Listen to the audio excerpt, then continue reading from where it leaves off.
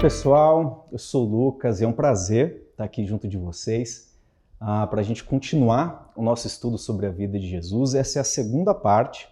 Nós vamos dar aqui continuidade falando sobre o primeiro ano do ministério de Jesus e também parte do seu segundo ano de ministério, que é quando Jesus começa a ganhar a sua popularidade, a sua fama e ser reconhecido. Queria dizer que eu estou muito feliz de estar aqui com vocês. Eu confesso que quando me foi dito que a gente iria estudar um pouco mais, fazer essa série de estudo sobre a vida de Jesus, eu fiquei muito feliz e você pode, eu não sei se você já fez essa pergunta, já se fez essa pergunta, de como você pode amar mais a Jesus. Como você pode crescer o seu amor por Jesus. E a resposta é que você passa a amar mais a Jesus conhecendo mais a Ele. Porque Jesus, ele é a pessoa mais apaixonante de todo mundo. Não tem como você conhecer Jesus e não se apaixonar por Ele. Não tem como você conhecer Jesus e não amar Ele. Então, o meu objetivo aqui, eu quero contribuir, eu quero te ajudar a olhar um pouco mais de perto a vida de Jesus, os seus ensinamentos. A gente vai ver aqui uma série de acontecimentos e que por meio desse olhar você possa crescer o seu conhecimento sobre a vida de Jesus e que também o seu amor por Ele possa crescer. A gente vai começar falando sobre a tentação de Jesus. Eu quero fazer uma breve recapitulação aqui com vocês. Jesus ele vai iniciar o seu ministério, ele é batizado no Rio Jordão, está registrado lá em Mateus, capítulo de número 3, e ele vai ser batizado no Rio Jordão. Ali vai acontecer um evento extraordinário. Nós vamos ver ali Deus falando, Deus rasgando os céus e falando a Jesus, o Espírito de Deus descendo em forma de uma pomba, e Jesus sendo batizado ali no Rio Jordão, com tantas pessoas em volta. E logo em seguida, o texto vai dizer, e eu queria te convidar, se você puder, para você acompanhar comigo no texto de Mateus, capítulo 4. Nós vamos ver do verso 1 ao verso 11. E nós vamos ver aqui Jesus, cheio do Espírito Santo, voltou do Rio Jordão e foi conduzido pelo Espírito no deserto, onde foi tentado pelo diabo durante 40 dias. Não comeu nada durante todo esse tempo e daí então teve fome. Repare o seguinte, a gente vai ver juntos aqui uma série de acontecimentos do primeiro ano do ministério de Jesus e parte do segundo ano. Esses acontecimentos, o nosso objetivo aqui é mostrar para você o que Jesus estava querendo nos ensinar a respeito de quem Ele era e a respeito do seu propósito aqui na Terra. Eu lembro que a primeira vez que eu fiz um plano de leitura bíblica, eu tinha uns 12 anos de idade, mais ou menos, e eu decidi começar a minha leitura pelo Evangelho de Mateus. E quando eu comecei a minha leitura, no começo foi até mais ou menos fácil ali para eu entender. Eu comecei lendo sobre os descendentes de Jesus, ali nas genealogias, né? Depois o anúncio do nascimento de Jesus aos seus pais, Maria e José, depois ali o seu nascimento, a fuga para o Egito, até ali eu estava acompanhando. Mas depois que Jesus inicia o seu ministério e começa a vir aquela enxurrada de milagres, de ensinamentos, de parábolas, eu confesso para vocês que eu fiquei um pouco confuso. E eu não consegui entender muito bem o que Jesus estava dizendo de si mesmo e estava querendo ali nos ensinar. E depois de algum tempo, conforme eu li e reli com a ajuda de algumas pessoas também, isso foi me tornando mais claro. Então, o nosso objetivo aqui é te mostrar, é te trazer uma visão sobre a vida de Jesus a partir de quem Ele era, de quem Ele estava se revelando ser e do seu propósito. E especificamente aqui no relato da tentação de Jesus, a gente consegue observar muita coisa aqui. Então nós vamos ver aqui agora, né, no acontecimento aqui da tentação de Jesus no deserto. Ele vai para o deserto, ele é conduzido pelo Espírito Ele vai passar 40 dias sem comer absolutamente nada. Repare o seguinte, o deserto é um lugar muito difícil. Durante o dia a temperatura é altíssima, à noite a temperatura cai drasticamente, então faz muito frio. E Jesus está sendo exposto a esse tipo de ambiente. Jesus ele enfrenta a solidão, porque ele está sozinho no deserto, ele enfrenta a fome, ele enfrenta o calor, ele enfrenta o frio e agora ele também vai enfrentar algumas tentações que o próprio diabo faz. Eu queria destacar aqui com você três formas, três estratégias que o diabo, por meio da tentação, vai afrontar Jesus, vai desafiar Jesus. E a primeira coisa que eu queria destacar aqui com você é a dúvida. A primeira coisa que o diabo quer provocar em Jesus é a dúvida. Você percebe lá no texto, no versículo de número 3 do capítulo 4, quando ele diz: se você é o Filho de Deus, ordene que estas pedras se transformem em pães. Perceba o seguinte, quem tinha dito um pouquinho antes que Jesus era o Filho de Deus? O próprio Deus. No batismo de Jesus no Jordão, Deus Pai diz que, eis aí, Deus diz assim, eis o meu Filho amado em quem eu tenho prazer. Então o diabo no deserto quer colocar a prova, quer colocar a dúvida de que Jesus é o Filho de Deus. E aqui o questionamento do diabo para Jesus não é se Jesus teria o poder de transformar as pedras em pães. É claro que Jesus, o próprio diabo e Jesus também sabia que se ele ordenasse, as pedras se tornariam em pães. Mas essa não é a questão. O que o diabo está tentando colocar em dúvida aqui é o que Deus disse para Jesus. Então, em um primeiro nível, a tentação vem para te colocar dúvida. Então, Jesus ele é tentado e é como se o diabo estivesse dizendo assim, Jesus, olha para a sua situação. Olha como você está aqui enfrentando a solidão, você está aqui enfrentando o calor, o frio, os perigos desse deserto, você está aqui enfrentando a fome. Será mesmo que você é o Filho de Deus? Será que você é aquele filho lá do Jordão que o pai disse? Esse é o primeiro nível. E o mais extraordinário é que Jesus ele responde a essa afronta de Satanás, e ele responde com a palavra de Deus. Ele diz, Satanás, está escrito, nem só de pão viverá o homem, mas de toda a palavra que sai da boca de Deus. Ou seja, eu continuo acreditando na palavra de Deus. Eu confio na palavra de Deus. Não importa as circunstâncias. Deixa eu te dizer uma coisa. Por muitas vezes, a obediência vai custar o nosso conforto. Por muitas vezes, para a gente se manter obediente, para a gente viver a palavra de Deus e obedecer aquilo que Deus disse, isso vai nos custar. Talvez isso nos leve a sofrer, mas vale muito mais a pena continuar naquilo que Deus disse, permanecer naquilo que Deus falou a nosso respeito. Uma segunda estratégia agora, que o diabo vai usar contra Jesus, é a distorção. Ele quer tentar distorcer aquilo que o próprio Deus disse. Ele diz o seguinte, aqui no versículo 6, se você é o Filho de Deus, salte daqui. O diabo ele vai transportar Jesus para o pináculo do templo, para a região mais alta do templo. E ele diz o seguinte, se você é o Filho de Deus, salta daqui de cima.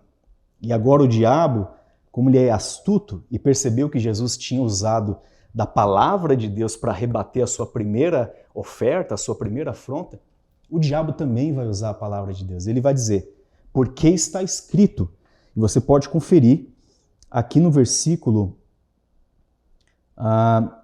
de número 6. Porque está escrito, aos seus anjos dará ordem a seu respeito para te guardarem em todos os seus caminhos. Perceba agora como o diabo está usando da própria palavra de Deus para produzir a liberdade em Jesus e distorcer aquilo que Deus disse. O problema é que o diabo ele não é um bom intérprete da palavra de Deus. O texto que ele cita está em Salmos 91. Sabe aqueles salmos lá que a sua avó deixa a Bíblia aberta lá na sala Para todo mundo ver? Então, Salmos 91, versículo 11. Aos seus anjos dará ordem a seu respeito para te guardar em todos os seus caminhos. O problema é que todos os seus caminhos aqui não quer dizer que eu posso viver a minha vida da maneira que eu quiser e Deus vai me guardar. Todos os seus caminhos aqui aponta para todos os caminhos de Deus. Enquanto eu caminhar no caminho de Deus, sim, eu posso contar com a proteção dele. E Jesus, então, novamente diz e responde a partir da palavra de Deus, mas também está escrito, não tentarás o Senhor, seu Deus. Inclusive, a gente pode lembrar, falando um pouquinho de distorção, lembra da tentação lá no Jardim do Éden? A serpente com a mulher, ele estava conversando ali sobre o fruto da árvore da vida, e a serpente provoca ali a mulher e diz para ela, viu, sabe tudo aquilo que Deus disse que pode acontecer com vocês, que vocês vão morrer se vocês comerem desse fruto? Eu digo algo aqui para vocês, eu vou falar uma coisa para vocês, certamente vocês não vão morrer. Então a ideia da tentação sempre é distorcer, sempre é invalidar aquilo que Deus disse. E por último, nós temos a falsa recompensa. A tentação sempre vai trazer a ideia de uma falsa recompensa. E lá no versículo 9 você pode conferir, quando o diabo ele transporta Jesus para um alto monte, mostra a glória de todo mundo e de todos os reinos. E diz para ele, Jesus, se você me adorar, se você prostrado me adorar, eu te darei tudo isso aqui. A gente pode lembrar também do evento lá no Jardim do Éden, quando a serpente diz para a mulher, se vocês comerem aqui desse fruto, vocês vão ser igual a Deus. Se vocês comerem desse fruto aqui, vocês vão ser como Deus. E a tentação sempre vem desse jeito, ela tenta desconstruir aquilo que Deus disse, ela tenta distorcer e ela te oferece uma falsa recompensa, uma recompensa mentirosa, uma recompensa que é uma ilusão. Então Jesus, ele triunfa no deserto e ele diz, vai-te, Satanás, que está escrito, somente ao Senhor, seu Deus, adorarás. A gente fez algumas comparações aqui da tentação de Jesus no deserto com a tentação lá no Jardim do Éden, com a mulher e com o homem. É curioso porque o homem, ele duvida, o homem e a mulher, eles duvidam do que Deus disse lá no jardim e eles são derrotados. Mas Jesus, ele confia no que Deus disse e por isso ele é vitorioso no deserto. Por isso que eu queria, inclusive, aqui compartilhar com vocês uma comparação que a gente faz, é um recurso bíblico que a gente usa, um recurso de tipologia. É uma espécie de comparação, de ponte que a gente faz entre eventos e personagens do Antigo Testamento e do Novo Testamento. A gente busca uma relação entre eles. Mas é uma relação que está muito explícita, está muito clara, está muito evidente nas Escrituras. E essa é uma clássica comparação que a Bíblia nos mostra entre Adão e Jesus. Eu queria dividir aqui com vocês algumas afirmações. Adão, ele foi tentado em um bonito jardim. Cristo lutou em um deserto solitário. Adão estava em ótimo estado quando foi tentado.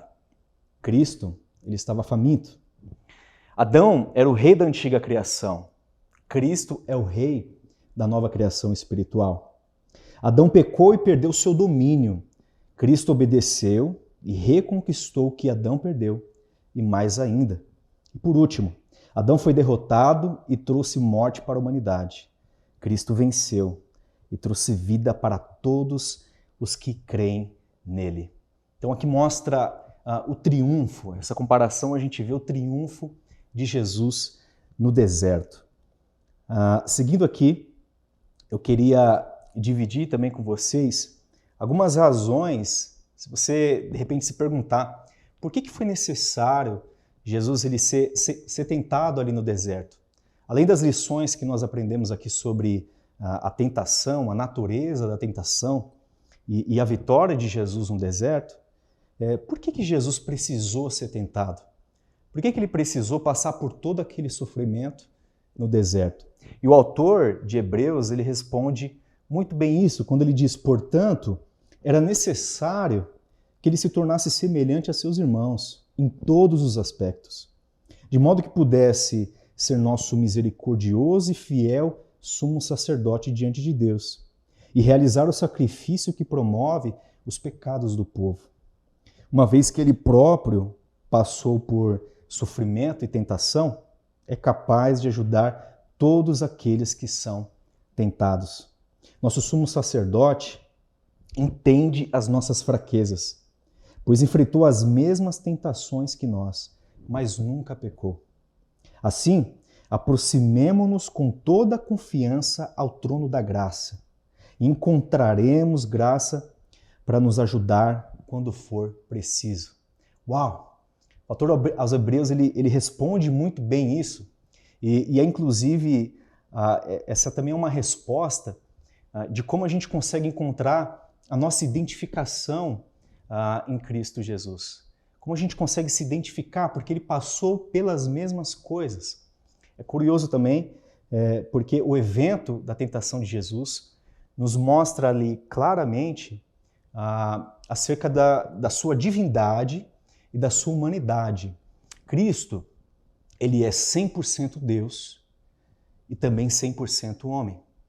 Cristo, ele é completamente Deus e completamente homem. Na teologia, a gente chama isso de união hipostática.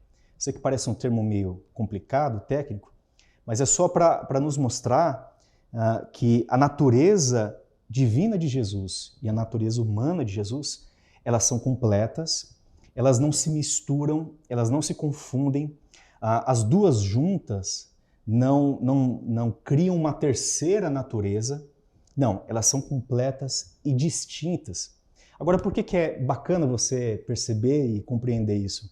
Porque isso nos mostra que Jesus ele não foi simplesmente mais um profeta, mais um líder religioso que as pessoas esperavam dele uma grande revolução. Não.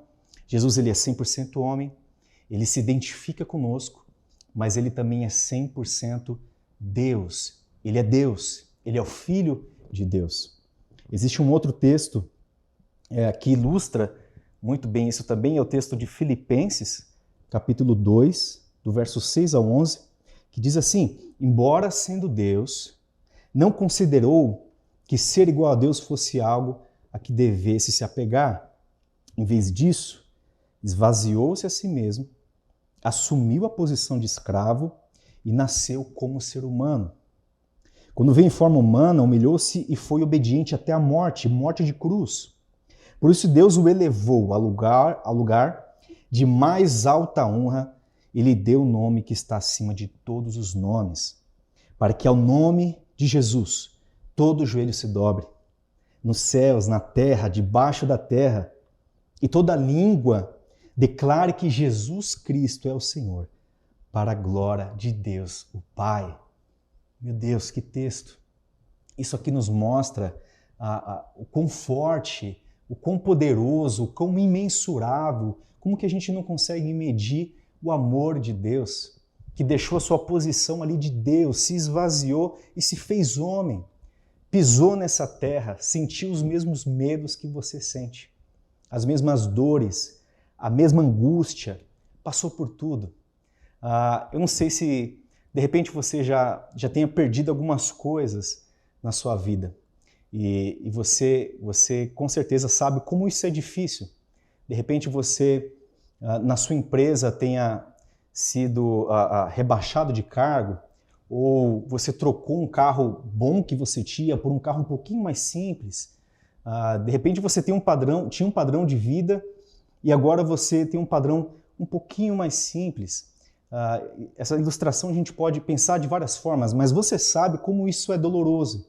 Como a sensação de perda, de esvaziamento, a sensação de que você está regredindo, se rebaixando, é uma sensação dolorosa, uma sensação ruim. Agora você imagina Jesus, que deixou a sua posição de Deus, deixou a sua posição de Deus Todo-Poderoso ali, se esvaziou, se fez homem, pisou nessa terra. Isso por amor a mim, e a você. Isso é extraordinário.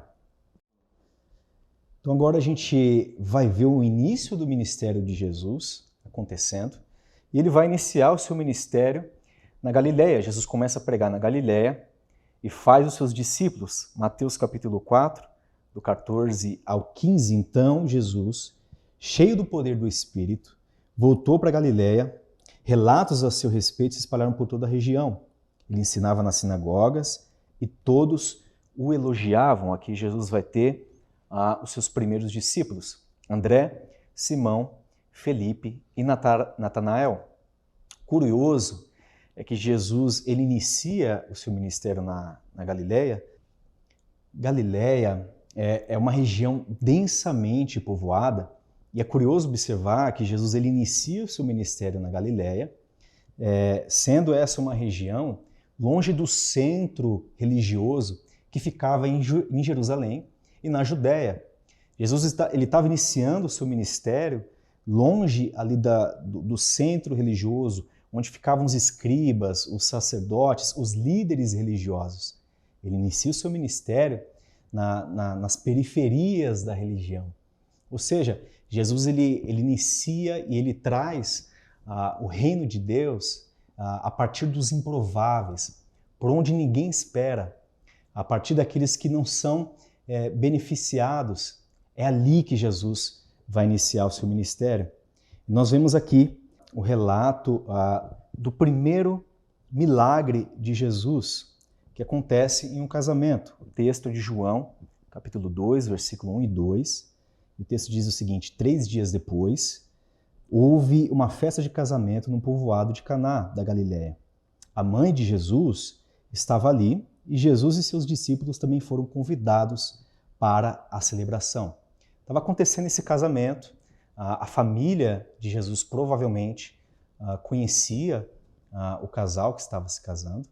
E o curioso é que o casamento naquele tempo ele durava muitos dias.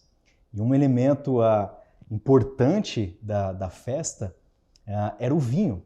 E a história vai contar, esse relato conta, que o vinho dessa festa, desse casamento, ele vai acabar. E ali a mãe de Jesus, o anfitrião, o mestre de cerimônia daquela festa, eles ficam bem preocupados, perturbados, e a mãe de Jesus pede ajuda para Cristo. Acontece que Jesus ele não tinha operado ainda nenhum milagre, ele não tinha feito, não tinha operado nenhuma maravilha, nenhum milagre, ele não tinha se manifestado ainda, manifestado o seu poder divino. E é ali naquela festa que Jesus ele vai realizar o seu primeiro milagre. Ele pede que os seus discípulos ali, junto do anfitrião daquela festa, eles peguem as 6 talhas que eram usadas para uma cerimônia de purificação no ritual judaico, e pede para que eles encham aquelas talhas, aqueles recipientes com água. E depois que eles enchem aquele recipiente com água, imediatamente aquela água se torna em vinho. O curioso aqui é que no relato do Evangelho de João, o termo usado para esse milagre não são maravilhas ou milagres. João usa o termo sinais. E quando ele usa o termo sinais, o que ele quer nos chamar a atenção aqui é para o significado do que aquele evento representava. Jesus ele não estava simplesmente transformando água em vinho, ele não estava simplesmente socorrendo aquela festa de casamento. Jesus ele estava, de alguma forma, manifestando quem ele era e qual era o seu propósito, qual era a sua missão. Quando Jesus ele transforma aquela água dentro daquelas talhas em vinho, aquelas talhas que eram usadas para purificação, num ritual judaico, o que Jesus está dizendo é que a sua vinda, a sua missão representa algo novo, que aquela água daquelas talhas, os ritos, as cerimônias, tudo aquilo que estava preso à religião judaica, agora era passado. Agora Jesus ele se coloca como um novo vinho, como o vinho que representa a alegria, como o caminho que nos leva a Deus, como filho de Deus. O relato desse mesmo evento em Mateus, Marcos e Lucas, que são os evangelhos sinóticos, né, porque mostram ali uma mesma visão sobre a vida de Jesus, vai falar desse acontecimento como milagre ou maravilha. Apenas João vai usar o termo sinal, porque o que Jesus ele quer manifestar aqui não é apenas um milagre, um socorro, uma manifestação de poder. O que Jesus quer revelar é quem Ele é. E Ele é o novo, Ele é a novidade, Ele representa o reino de Deus que está chegando, o Evangelho, as boas novas. Vamos caminhar um pouquinho mais e agora a gente vai ver o relato da purificação do templo. O texto é também de João, capítulo 2, verso 13 ao 16, o texto diz o seguinte: era quase época da festa da Páscoa judaica, de modo que Jesus subiu para Jerusalém. No pátio do templo, viu comerciantes que vendiam bois, ovelhas e pombas para o sacrifício. Também viu negociantes em mesas, trocando dinheiro estrangeiro. Jesus fez um chicote de cordas e os expulsou a todos do templo. Pôs para fora as ovelhas e os bois, espalhou as moedas dos negociantes do chão e virou as mesas. Depois foi até aquelas que vendiam pombas e lhes disse: tirem essas coisas daqui, parem de fazer da casa de meu pai um mercado. Esse é um relato muito interessante, porque a Páscoa em Jerusalém era um dos principais eventos que acontecia. Era uma das principais festas.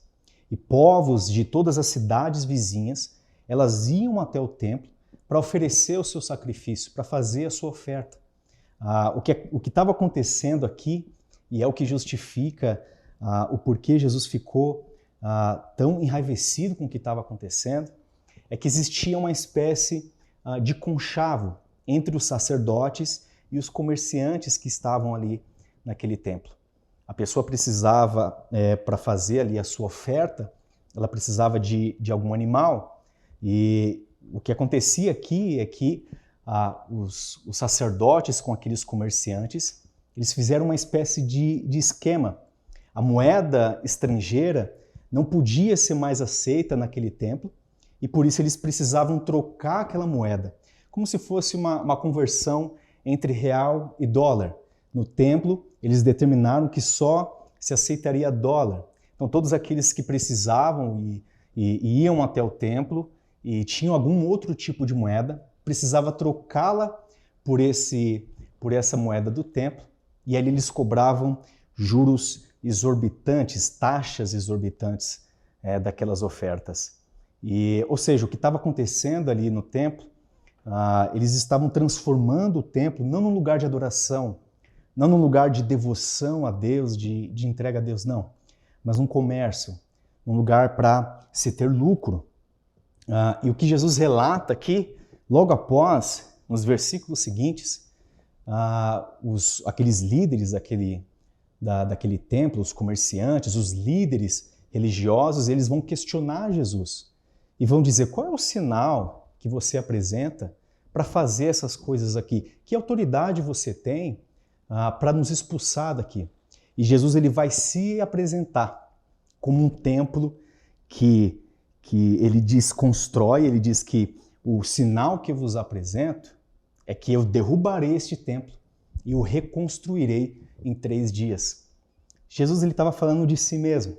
Jesus estava falando, em outras palavras, que ele ia morrer, mas que ao 3º dia ele ia ressuscitar. Jesus ele está apontando para o seu próprio corpo, para o seu templo.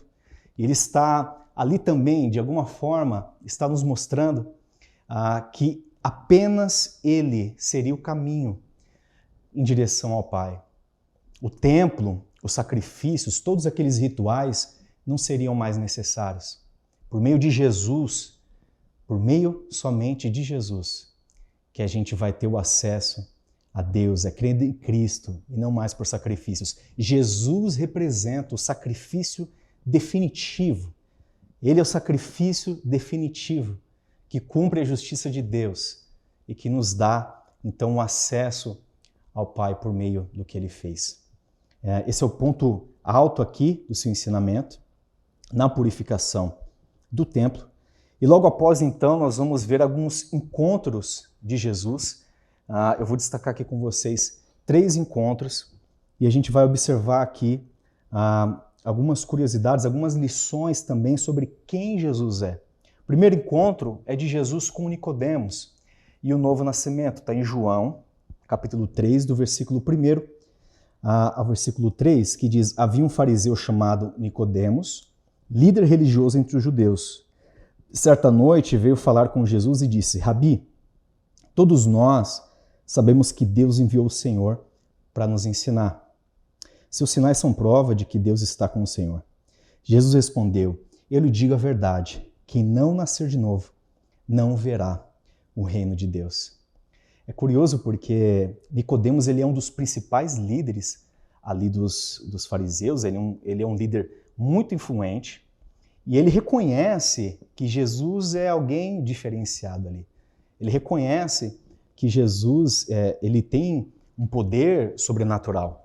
Agora, a forma como Jesus o recebe, o que Jesus diz, é muito interessante, porque ele fala: se você não nascer de novo, Nicodemos, você não verá o reino de Deus. Nicodemos, ele representa o máximo da moralidade. Nicodemos aqui é o exemplo de cristão. Nicodemos, ele não falta um culto na igreja dele. Nicodemos segue à risca todos os dogmas, todas as exigências, mas o que Jesus está dizendo é o seguinte: Nicodemos, não importa o quão devoto você seja, somente pelo novo nascimento você poderá ver o reino de Deus. Não importa o quão devoto você seja. O que eu represento aqui, Nicodemos, não é uma nova religião. A forma como você pode alcançar o reino de Deus não é pelos seus esforços, mas é crendo no Filho de Deus e nascendo de novo. Esse é o ponto aqui de Jesus. O que Jesus está dizendo aqui para Nicodemos, em outras palavras, é que a religião não salva. O cumprimento das normas da religião não salva. Somente a fé em Cristo, somente a fé em Jesus, por meio do arrependimento e por meio do novo nascimento, que é algo que Deus opera em nós, vai poder nos salvar. Somente por meio de Jesus que nós encontramos a salvação. No segundo encontro que nós vemos aqui, é curioso como esses 2 encontros eles se conectam. É o da mulher samaritana. Está lá no texto de João, capítulo 3, do verso 3 ao 7, que diz assim: deixou a Judéia e voltou para a Galiléia. No caminho, teve de passar por Samaria. Chegou ao povoado samaritano de Sicar, perto do campo que Jacó tinha dado a seu filho José. O poço de Jacó ficava ali, e Jesus, cansado da longa caminhada, sentou-se junto ao poço, por volta do meio-dia. Pouco depois, uma mulher samaritana veio tirar água, e Jesus lhe disse: por favor, dai-me um pouco de água para beber. Primeiro ponto aqui, essas 2 histórias, elas se contrastam e não é à toa. Jesus ele acaba de sair de um encontro com um líder religioso, que é Nicodemos, e agora ele se encontra com uma mulher samaritana. Primeiro, um judeu, ele jamais poderia, isso fazia parte da tradição, ele jamais poderia sequer falar com uma mulher publicamente. Existia uma grande adversidade entre o povo samaritano e o povo judeu. O povo samaritano acreditava que eles deviam adorar a Deus em um templo que eles construíram no Monte Gerizim. Já os judeus acreditavam que o templo era o templo de Jerusalém. Enfim, era uma diversidade muito grande entre esses 2 povos. E o ponto alto que Jesus vai nos ensinar aqui nesse evento da mulher samaritana, ele vai dizer o seguinte para ela: mulher, vai chegar o dia em que os verdadeiros adoradores me adorarão em espírito e em verdade. E aqui está uma grande chave, um grande ensinamento de Jesus. Esse em espírito e em verdade que Jesus separa, o que ele está querendo nos ensinar, o termo aqui em espírito significa que independente de onde você esteja, o Espírito de Deus, que habita em você te dará essa conexão com Deus. Você vai poder adorar a Deus aonde quer que você esteja. Não importa se é no Monte Gerizim, que os samaritanos acreditavam, não importa se é em Jerusalém, que os judeus acreditavam, onde quer que você esteja. Os verdadeiros adoradores, eles vão me adorar em espírito, mas também em verdade, porque adoração aqui, em verdade, significa adoração a partir da palavra de Deus. Não é uma adoração cega, não é uma adoração sem o conhecimento da verdade, sem o conhecimento da palavra de Deus. Em outras palavras, o que Jesus está ensinando para a mulher samaritana e o que ele quer da mulher samaritana, ele não quer converter a mulher ao judaísmo, não. Ele quer mostrar para ela que o único caminho é ele. O único caminho é o Jesus. Não é uma religião, não é em um templo, num lugar determinado. Não, o único caminho é Cristo. E aqui nós vamos encerrar nos encontros com Jesus e nós vamos finalizar falando da cura do filho do oficial. O texto está em Marcos, capítulo 4, verso 46, que diz: enquanto Jesus viajava pela Galiléia, chegou a Caná, onde tinha transformado água em vinho. Perto dali, em Cafarnaum, havia um oficial do governo cujo filho estava muito doente. E o texto vai continuar dizendo que esse oficial ele pede ajuda para Jesus. Jesus está passando por aquela região e aquele oficial ele está desesperado porque o seu filho ele está muito doente, ele está morrendo. E daí então Jesus ele vai liberar uma palavra para esse oficial e vai dizer: vai, que o seu filho estará curado.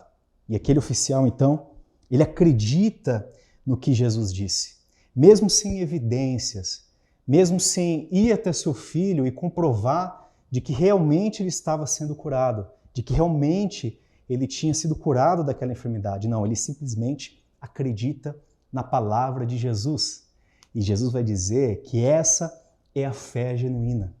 É a fé que não exige as evidências. Jesus vai nos ensinar aqui que nós precisamos simplesmente crer no que ele diz. Nós precisamos confiar em sua palavra. Por mais que a nossa vista não alcance, por mais que a gente não consiga enxergar e ver o que está acontecendo, a gente precisa confiar na palavra de Jesus. Agora nós vamos caminhar um pouquinho mais aqui e ver uma parte do segundo ano do ministério de Jesus, quando ele começa a atingir a sua alta popularidade, quando ele começa a atingir alta fama. E nós vamos perceber que Jesus ele vai intercalar, ele vai caminhar entre Galiléia e Cafarnaum. É um ponto estratégico de Jesus. Eram duas regiões muito movimentadas. Cafarnaum era uma base militar romana, um centro de arrecadação de impostos, e é ali que Jesus vai estabelecer o seu ministério.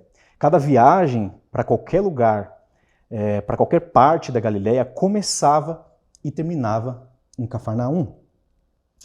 E agora, caminhando para o final, a gente vai ver a escolha dos 12 apóstolos. O texto lá de Lucas, capítulo 6, verso 12 e 13, que diz: certo dia, pouco depois, Jesus subiu ao monte para orar e passou a noite orando a Deus.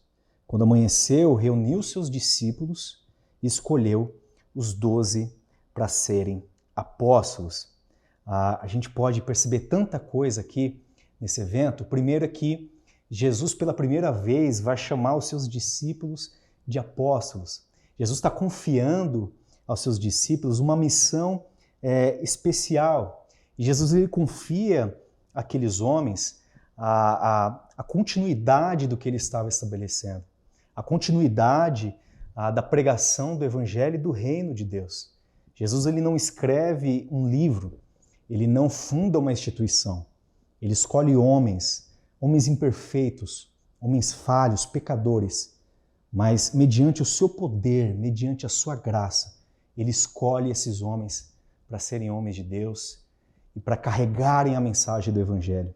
Inclusive falando sobre os apóstolos, sobre o ministério dos apóstolos, é uma decisão, é algo que Jesus entrega especificamente para os 12 e depois para o apóstolo Paulo. Eu queria dividir aqui com vocês alguns requisitos apostólicos que a gente observa. Isso nos serve para, inclusive, nos ensinar que hoje em dia não existem mais apóstolos. Os apóstolos foram homens escolhidos por Jesus e que, a partir desses requisitos aqui, cumpriram uma missão específica no fundamento da igreja primitiva. E um dos primeiros requisitos é ter visto a Cristo. Os 12 caminharam com Jesus, estavam com Jesus, e o apóstolo Paulo também teve um encontro presencial ali com Jesus a caminho de Damasco.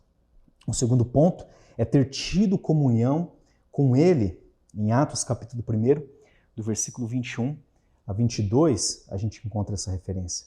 O terceiro ponto é ser chamado pelo próprio Cristo. Um outro ponto é receber poderes para realizar milagres como prova de sua credencial. Então foi um ministério e um chamado especial que Jesus reservou somente aos 12 e ao apóstolo Paulo. Agora, o que é curioso, nós percebemos aqui, é que os 12 discípulos, os 12 apóstolos, eles representam a família de Deus. Eles representam 12 homens diferentes, 12 homens cheios de falhas, imperfeitos, mas que estão ali juntos e unidos a partir do poder de Deus que repousava sobre eles. É curioso ver como Deus ele tem o poder de usar homens imperfeitos, homens cheios de falhas, e por meio da sua graça, por meio do seu Espírito, ele realizar a sua obra. Eu quero dividir aqui com vocês a escalação do time, né, dos 12 apóstolos, dos 12 discípulos, mas eu não quero aqui destacar as suas melhores qualidades, né? Eu não quero falar aqui o que cada um tem de melhor, pelo contrário, eu quero dividir com vocês o que cada um tem de pior. Olha só, primeiro, Pedro. Pedro, ele era inconstante, contraditório e temperamental. Aqui você encontra algumas referências que comprovam isso. Depois nós temos Tiago e João, eles eram explosivos, temperamentais e gananciosos. Nós temos também André, foi ele quem levou Pedro a Cristo, foi quem falou para Natanael sobre Jesus e quem levou o garoto com 5 pães e 2 peixinhos a Jesus. Na verdade, André parece até bem bonzinho, né? Mas a gente continua vendo Felipe, ele era um homem cético e racional. Depois nós temos Bartolomeu, era um homem preconceituoso. Foi ele quem perguntou, de Nazaré pode sair alguma coisa boa? Um homem preconceituoso. Agora nós temos Mateus, ele era empregado do Império Romano, um coletor de impostos, era publicano, uma classe repudiada pelos judeus. Depois nós temos Tomé, era um homem de coração fechado para crer, era um homem incrédulo. Nós temos agora Tiago, filho de Alfeu, e Tadeu. Eles eram praticamente anônimos. Nada sabemos sobre esses 2 apóstolos. Eles faziam parte do grupo, pregaram, expulsaram demônios, mas nada sabemos sobre eles. Permaneceram nas sombras do anonimato. Agora nós temos Simão, chamado Zelote. Ele era membro de uma seita do judaísmo extremamente nacionalista. Os zelotes, eles eram aqueles que defendiam uma luta armada contra a Roma. E por último, nós temos Judas. E o que dizer de Judas, né? Eu até brinquei aqui e coloquei Judas é um vacilão, né? O que dizer sobre Judas? O traidor, o maior dos traidores.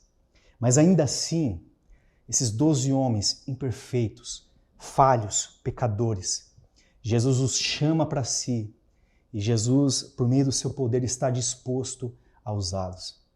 Jesus, por meio da sua graça, por meio do seu poder sobrenatural, está disposto a confiar a eles ali a continuidade da pregação do Evangelho e do Reino de Deus a esses homens falhos. Por isso eu quero finalizar aqui com uma frase do Hernandes Dias Lopes sobre os 12 apóstolos. Ele diz o seguinte: quanto mais estudamos a lista dos apóstolos, mais seguros ficamos de que a escolha foi soberana, baseada na graça e não nos méritos. Todos nós temos limitações, mas Jesus pode transformar um Pedro medroso num ousado pregador, um João explosivo no discípulo do amor, um Tomé cético e incrédulo num homem crente. Ele pode usar gente como você e eu na sua obra. Esse é o nosso Jesus. Esse é o Jesus da Bíblia. Esse é o Jesus que está vivo, que ressuscitou e que nos escolhe, pessoas imperfeitas, pessoas cheias de carências, mas a nossa imperfeição, a nossa limitação é o palco perfeito para a manifestação do poder de Deus. Por isso que nós devemos confiar no poder de Deus e na graça de Jesus.